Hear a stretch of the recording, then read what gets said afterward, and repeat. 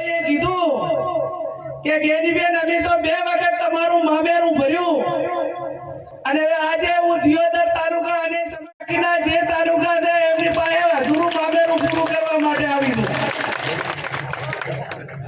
હવે દિયોદર તાલુકાને જુવારામાં જેટલું આટલા વર્ષમાં બાકીનું હોય એટલું આલોનું કાયદેસર ભાઈએ ભાગ આપવા પડે. વારસે હક છે અને વારસે હક છે ત્યારે હવે એ હકની અંદર કે પાછા નહીં રહો ને. આપણે મોદી સાહેબને અહીંથી વાવની બરાબર લીટ મળે આવી બરોબર મહેનત કરવાની છે અને મોમેરા 2 વખત ન ભરાય, મોમેરો 1 વખત ભરાય.